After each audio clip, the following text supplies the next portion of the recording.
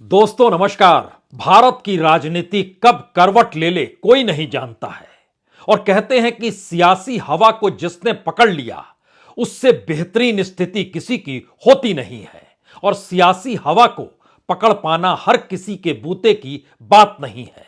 लेकिन सियासी हवा को सबसे पहले अगर कोई पकड़ सकता है तो वह धंधे वाला शख्स ही होता है। उसके हजारों करोड़ की संपत्ति धंधों में लगी होती है। इसीलिए कहते हैं बिजनेसमैन हो या कॉरपोरेट, सबसे पहले जान लेते हैं कि दरअसल सियासी हवा किस दिशा में बहेगी और जिस दिशा में बहेगी वह कब तक बरकरार रहेगी। तो क्या राजनीतिक हवा इस देश के भीतर में बदलने लगी है या फिर कॉरपोरेट के भीतर एक डर समाने लगा है कि अगर राजनीतिक सत्ता बदल गई तो उसकी परिस्थितियां बदल सकती और खास तौर पर मौजूदा वक्त में मोदी सत्ता के करीबी अडानी को यह क्या लगने लगा है कि राजनीतिक हवा बदल तो नहीं जाएगी?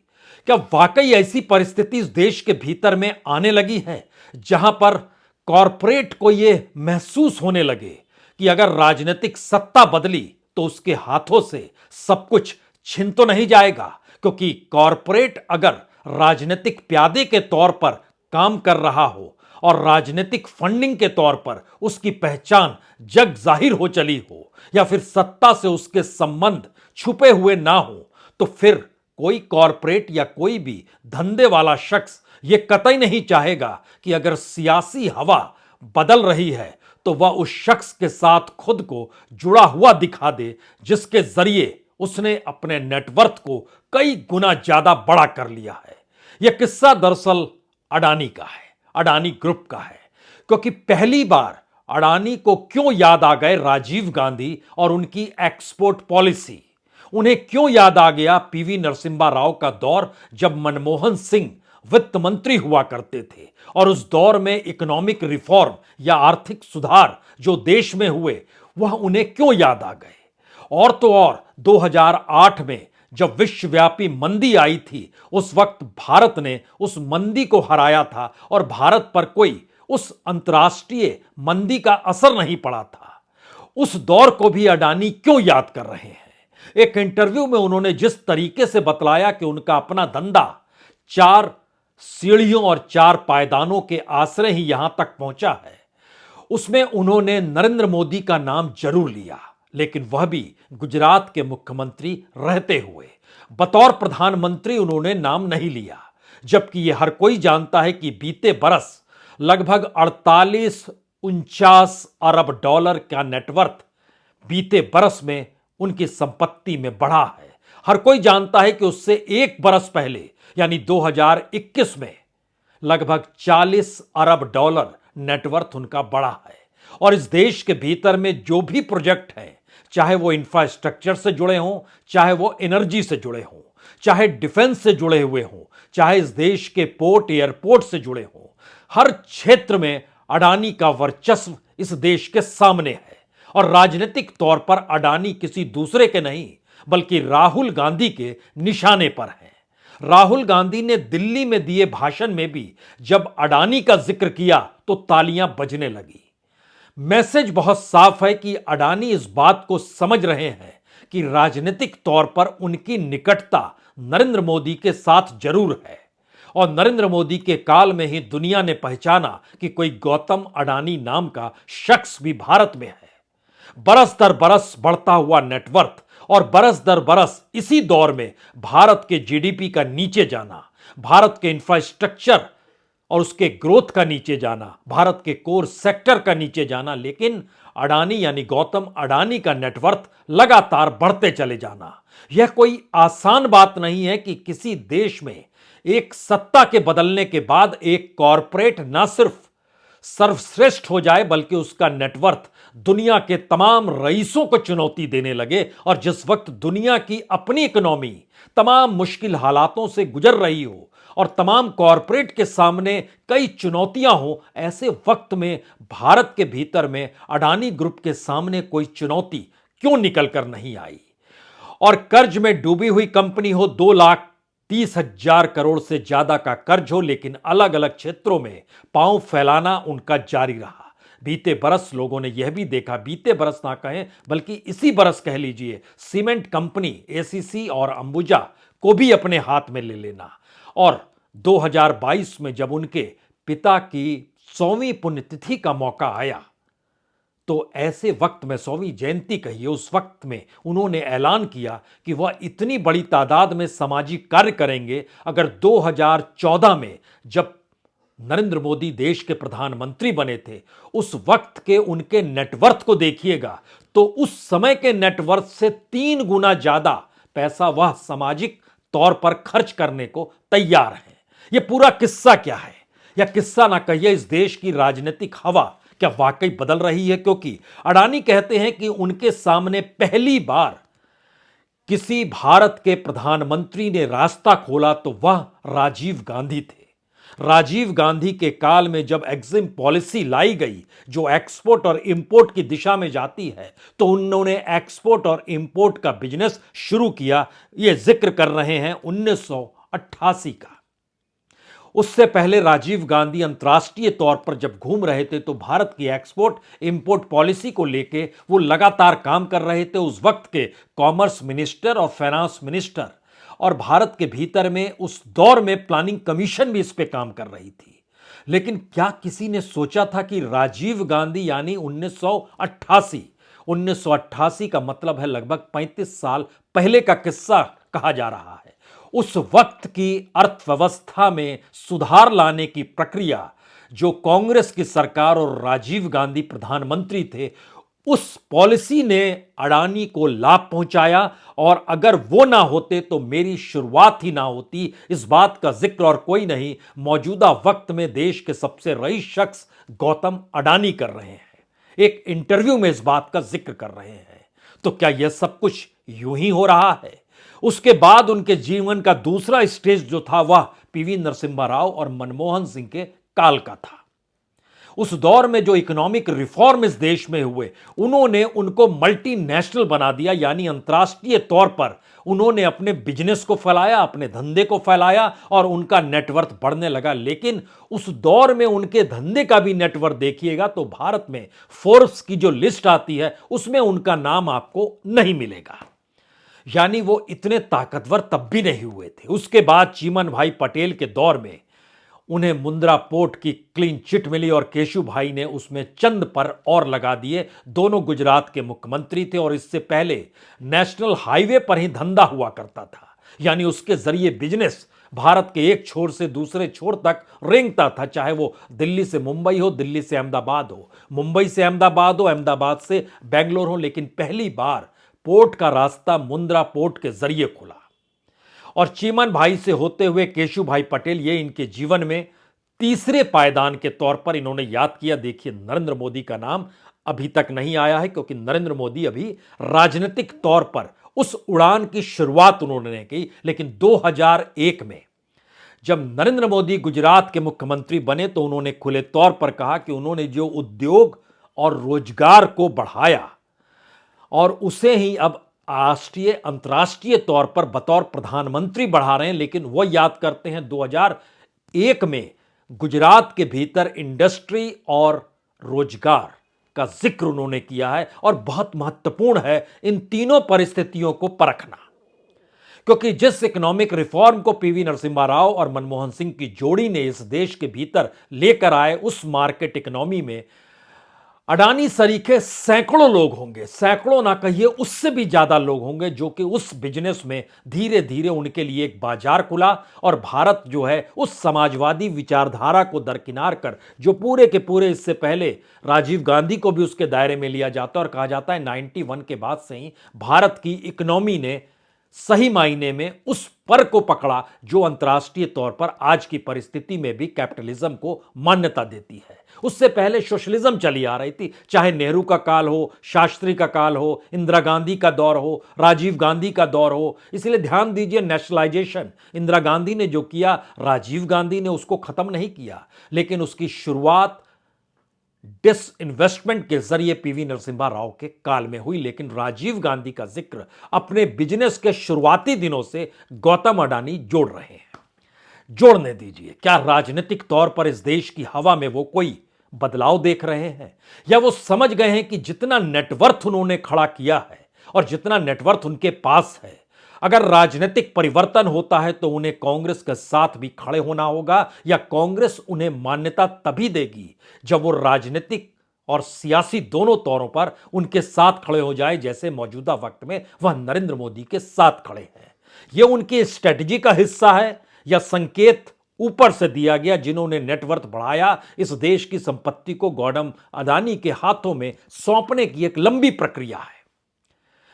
कहीं कहीं बिड भी लगी, ऐसा नहीं है, और ऐसा भी नहीं है कि सिर्फ प्रधानमंत्री मोदी ने ही चीजों को उनके सामने थाली में परोस दिया। इस दौर में ममता बनर्जी के साथ भी हल्दिया पोर्ट को लेकर समझौता हुआ, बाद में तेजपुर पोर्ट में तो बिड लगाई गई। इसी तरीके से गहलोत सरकार में भी उन्होंने सोलर एनर्जी पर काम करना शुरू किया और सोलर एनर्जी का बिड भी उनके हिस्से में आ गया और वहां भी उन्होंने शुरू कर दिया अपना काम। माइंस को लेकर वो छत्तीसगढ़ भी गए, जहां कांग्रेस की सत्ता, गहलोत की सत्ता। लेकिन इन दोनों तीनों परिस्थितियों के बीच नई स्थिति यह है कि आप उस स्थिति को याद कर रहे हैं जिस दौर में आप कहीं नहीं थे, और मौजूदा वक्त में आप हर तरफ हैं, और उस दौर को याद करके इस बात की नींव को मजबूत करना चाहते हैं कि हम एक बिजनेसमैन हैं और राजनीतिक तौर पर हमें कोई लाभ नहीं मिला। हां, नरेंद्र मोदी और हम एक ही राज्य से आते हैं, इसलिए हमें लाभ मिला। गुजरात के उद्योगपतियों की एक लंबी फहरिस्त है भारत के भीतर में। भारत के भीतर में अगर आप 30 टॉप उद्योगपतियों का जिक्र करेंगे तो आपको जानकर हैरत नहीं होनी चाहिए, उसमें से 20 उद्योगपति गुजरात के ही हैं। और 20 उद्योगपति अगर गुजरात के टॉप में आते हैं तो इसका मतलब बहुत साफ है कि भारत के भीतर में कॉरपोरेट की प्रतिस्पर्धा खत्म हुई और राज्यों के भीतर से उन्हें लाभ पहुंचाने की सोच बड़ी हुई, और गाहे बगाहे उसमें सर्वश्रेष्ठ और सर्वपरिणाम अगर गौतम अडानी का है तो इससे अब चूक होनी नहीं चाहिए। लेकिन एक क्षण के लिए जरा यह समझिए, अगर राजनीतिक तौर पर कोई कॉरपोरेट राजनीतिक निशाने पर हो, यानी राहुल गांधी जब इस बात का जिक्र करते हैं कि मोनोपोली हो चली है हर क्षेत्र में, जिस तरीके से अंबानीज और अडानीज का कब्जा है उसमें कोई दूसरा बच नहीं पा रहा है, तो मैसेज बहुत साफ है। जब हमारे पास राजनीतिक सत्ता होगी तो हम प्रतिस्पर्धा चाहेंगे, और अभी के दौर में जो निर्णय हुए, जो निर्णय लिए गए, जो लागू हुए और उसका लाभ जो आपको मिला, उस पर असर पड़ेगा। यह एक नहीं बोली गई, बोलने और समझने वाली भाषा है राजनीतिक तौर पर। तो क्या अडानी इसको समझ रहे हैं? यह डर है, या राजनीतिक हवा इस देश की बदल रही है, यह डर है। क्योंकि जैसे ही राजनीतिक मंचों पर अंबानीज और अडानीज का नाम याद कीजिए, जब केजरीवाल लेते थे तब भी तालियां बजती थी और सत्ता उनके पास आई, यह अलग मसला है, अब वो खामोश हो गए। अभी राहुल गांधी विपक्ष की भूमिका में है और वो सत्ता की दिशा में बढ़ते हुए कदम लगातार बढ़ा रहे हैं, और राजनीतिक तौर पर जैसे ही नाम किसी कॉरपोरेट का लेते हैं जो मोदी सत्ता के करीब है, जनता तालियां बजाती है। इस तालियों के पीछे के उस आक्रोश को समझिए जो भारत के भीतर में बेरोजगारी, महंगाई और मुश्किल हालात आर्थिक तौर पर देश के सामने खड़ा कर चुका है। और आरबीआई की 24 घंटे पहले ही आई 26वीं रिपोर्ट बतलाती है इस देश के सामने इकोनॉमी को लेकर कितने मुश्किल सवाल हैं, और अंतर्राष्ट्रीय मंदी, विश्वव्यापी मंदी जो है वह भारत को अपने चपेट में लेगी, यह आरबीआई कह रही है। लेकिन अडानी जिक्र करते हैं मनमोहन सिंह के काल का कि देखिए 2008 में भी विश्वव्यापी मंदी आई थी, लेकिन भारत ने उसे पराजित कर दिया। तो क्या मनमोहन सिंह की इकोनॉमी का 2008 का काल और 2022 जो बीत रहा है, इस दौर में नरेंद्र मोदी की इकोनॉमी की परिस्थिति, क्या दोनों एक समान है? और उस वक्त आरबीआई को जिस लिहाज से मनमोहन सिंह ने खड़ा किया था और मौजूदा वक्त में आरबीआई जिस रिपोर्ट को दे रही है, एक क्षण के लिए उस रिपोर्ट के 5-6 हिस्से को समझिए। आरबीआई की जो 26वीं रिपोर्ट है, इसको एफएसआर रिपोर्ट कहते हैं, हिंदी में इसको कहते हैं वित्तीय स्थिरता रिपोर्ट। इस रिपोर्ट में जिक्र किया गया विदेशी निवेश गिर रहा है, गिर चुका है 2022 में। व्यापार घाटा बढ़ रहा है, सबसे ज्यादा बढ़ गया है 2022 में। कीमतें बढ़ी हैं, सबसे ज्यादा बढ़ी हैं 2022 में। रेपो रेट हमें बढ़ाना पड़ा है कीमतों को स्थिर करने के लिए, और उससे ईएमआई पर असर पड़ा है 2022 में। जो क्रिप्टो करेंसी है उसमें अगर निवेशक जाएंगे तो निवेशकों की सुरक्षा को लेकर बड़े मुश्किल हालात पैदा हो सकते हैं 2022 में।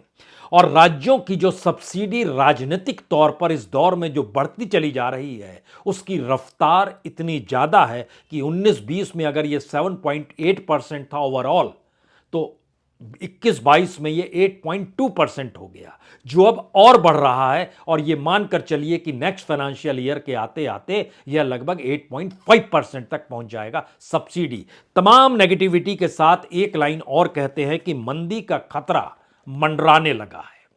लेकिन मंदी का खतरा आरबीआई को दिखाई दे रहा है, लेकिन मंदी का खतरा अडानी को दिखाई नहीं दे रहा है।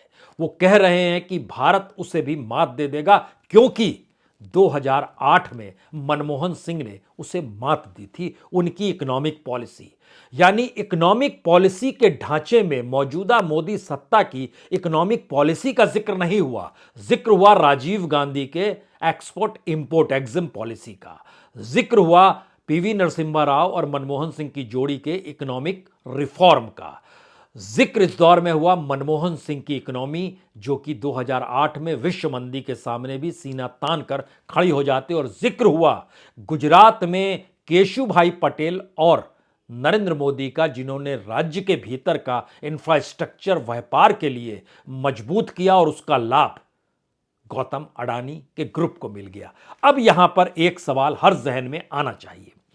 2014 में अडानी ग्रुप का नेटवर्थ जो था 2.8 बिलियन डॉलर था। 2.8 बिलियन डॉलर यानी लगभग आज के हिसाब से, डॉलर के हिसाब से 23,171 करोड़। और 2022 में जो पिता की पुण्यतिथि जो 100वीं, जिसका सामाजिक कार्यों के लिए दान का जो गौतम अडानी जी ने संकल्प लिया, उन्होंने कहा 7.7 बिलियन डॉलर वह सामाजिक कार्यों के लिए दान करेंगे। यानी 2014 का जो नेटवर्थ था उससे 3 गुने से ज्यादा, उस समय 2.8 था, 7.7 बिलियन डॉलर दान करने का जिक्र है। रुपए में समझें तो उस समय 23,171 करोड़, और आज की तारीख में 63,721 करोड़ दान ही कर देंगे। इतना नेटवर्थ इस देश के भीतर में, खास तौर से तब जब कोविड काल के बाद भारत की जीडीपी नेगेटिव में चली गई। ना सिर्फ नेगेटिव में चली गई, बल्कि पूरा कोर सेक्टर नेगेटिव में, मैन्युफैक्चरिंग सेक्टर नेगेटिव में, रोजगार के कोई साधन नहीं बच रहे हैं, डिग्रीधारी हाथ खाली हैं। उस दौर में भारत के भीतर में अडानी के नेटवर्थ को जरा बारीकी से अगर समझें तो 8.9 बिलियन डॉलर, यह 2020 का जिक्र हम कर रहे हैं। उसके बाद से शुरू हो जाता है कोविड से इकोनॉमी का प्रभावी होना।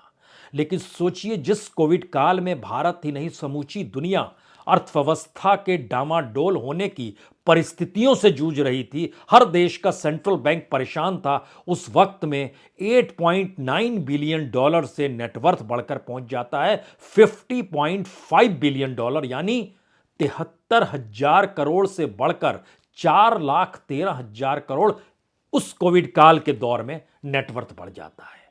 उसके बाद वह 4,13,000 करोड़ से बढ़कर 7,44,000 करोड़ हो जाता है, 90 बिलियन। और आज की तारीख में यह 130 बिलियन यानी 10 लाख करोड़ से ज्यादा का नेटवर्थ है।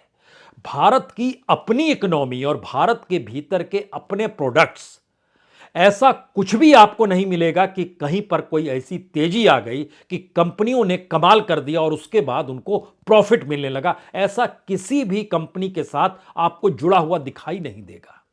लेकिन फिर ऐसा क्या है कि 3 बरस के भीतर 8.9 बिलियन डॉलर से कोई 130 बिलियन डॉलर पर पहुंच जाए, और 130 बिलियन डॉलर के नेटवर्क पर खड़ा होकर वो कहे कि राजीव गांधी, पीवी नरसिम्हा राव, मनमोहन सिंह उस दौर को याद करे और कहे कि उनकी इकोनॉमिक पॉलिसी का असर था कि इस देश के भीतर में व्यापार फला फूला, अन्यथा वो कहीं नहीं होते। ये मैसेज सिर्फ बिजनेस का नहीं है, ये राजनीतिक हवा को पकड़ने की सोच है, या मौजूदा वक्त में शायद बदलती हवा के बीच हो सकता है ऊपर से ही इशारा किया गया हो कि राजनीतिक तौर से हमने जो लाभ आपको बिजनेस का पहुंचा दिया, उसके बाद सत्ता तो आती जाती रहेगी, लेकिन धंधे को बरकरार रखना है। इस बिजनेस पर ही आने वाले वक्त में भारत की राजनीति टिकी हुई है, क्योंकि अगर राजनीति के जरिए बिजनेस मिला है तो बिजनेस के जरिए भी राजनीति की जा सकती है। यह एक संदेश तो नहीं है। राजनीतिक तौर पर कुछ भी हो सकता है, लेकिन राजनीतिक हवा बदल रही है क्या?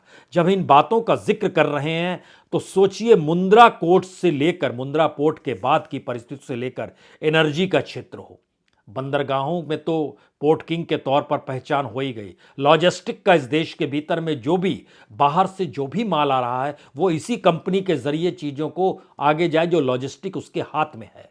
Mining, gas, green, defence, aerospace, cement, airport, कितने नाम आप ले सकते हैं। इन तमाम नामों के साथ नेटवर्थ को जोड़ते चले जाइए और कल्पना कीजिए, क्या किसी दूसरी सत्ता परिवर्तन के बाद जो सरकार आएगी, क्या वो अडानी को प्यादा मानकर खारिज कर सकती है, या भारत की अर्थव्यवस्था से वो खिलवाड़ कर सकती है? क्योंकि जब इतनी बड़ी तादाद में इस देश के भीतर की इकोनॉमी को वो समेटे हुए है वह ग्रुप, तो उस ग्रुप को दरकिनार करना किसी भी राजनीतिक सत्ता के लिए मुश्किल होगी, क्योंकि क्राइसिस जो इस देश की इकोनॉमी के साथ हुआ है उसमें एक असर ममता बनर्जी, एक असर गहलोत, इनके जरिए भी निकल कर आया कि इनको भी राज्य में पूंजी चाहिए, तो इन्होंने उस प्रोजेक्ट को हरी झंडी दिखा दी जो अडानीज की ही क्यों ना हो। और गहलोत के अपने नेता राजनीतिक तौर पर अडानी पर निशाना ही क्यों ना साध रहे हो,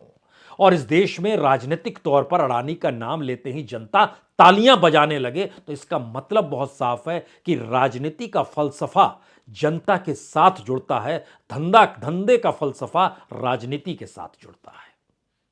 इन दोनों त्रिकोण को जरा समझने की कोशिश कर लीजिए आखिर में, जिसके बाद इसको आप डिकोड कर पाएंगे कि बदलती राजनीतिक हवा के बीच किसी भी धंधे वाले शख्स को, किसी भी बिजनेसमैन को जरूरत होती है राजनीतिक आशीर्वाद की। बिना उसके काम नहीं चलेगा, और खास तौर से एक ऐसा ग्रुप जो कि राजनीतिक आशीर्वाद से ही फला भूला। इस देश के भीतर में उन्होंने कोई ऐसा प्रोडक्ट नहीं दे दिया जिस प्रोडक्ट को लेकर आप कहें वाह, किस कंपनी ने क्या शानदार प्रोडक्ट बनाया है, और उसकी कीमत भी देखिए जनता के कितने अनुकूल है, आपको देखने नहीं मिलेगा। तो बेसिक इंफ्रास्ट्रक्चर जो इस देश की इकोनॉमी का है वो कॉरपोरेट के नेटवर्थ को बढ़ाता है, जनता को लाभ नहीं दे पाता है। यह पहला सच है। दूसरा सच है कि राजनीति जब बिजनेस में पूंजी लगाती है तो चुनाव जीतने या हारते के बाद फिर से जीतने के लिए उस पूंजी को वो वापस चाहती है, रिटर्न चाहती है। उसकी बिसात भी इस देश में बिछ गई। तीसरी परिस्थिति होती है कि अगर कोई कॉरपोरेट राजनीतिक निशाने पर आ जाए तो उस कॉरपोरेट का बहुत खर्चा इस बात को लेकर होता है कि दरअसल वह राजनीतिक प्यादा नहीं था, बल्कि एक बिजनेसमैन था, जैसे हर बिजनेसमैन था, और वो प्रतिस्पर्धा से आगे बढ़ा है, संघर्ष से आगे बढ़ा है। इसके लिए उसको अपना एक प्रोपेगेंडा चाहिए होता है। तो क्या एनडीटीवी का सौदा इसीलिए तो नहीं हुआ कि राजनीतिक तौर पर खुद को सही ठहराना, धंधे के तौर पर और राजनीति के बीच में उस दीवार को खड़ा कर पाना जहां पर यह महसूस आने वाले वक्त की राजनीति को ना लगे कि हमें कोई राजनीतिक लाभ नहीं हुआ, बल्कि हम तो अपने बूते आगे बढ़े हैं। शायद इसीलिए राजीव गांधी का नाम, पीवी नरसिम्हा राव का नाम, मनमोहन सिंह का नाम, और इन दौर की इकोनॉमिक परिस्थितियों का जिक्र और उसी के जरिए अपने धंधे का जिक्र अगर अडानी ग्रुप कर रहा है, तो मौजूदा वक्त में राजनीतिक तौर पर बदलती हवा आप महसूस कर सकते हैं तो कर लीजिए, और 2024 की दिशा में बढ़ते हुए कदमों के साथ इस बदलती हवा की उस खुशबू को महसूस कीजिए जो कि धंधे के जरिए राजनीति को प्रभावित करती है, और वो पहले महसूस कर लेता है कि दरअसल हवा किधर बह रही है। बहुत बहुत शुक्रिया, बहुत बहुत शुक्रिया।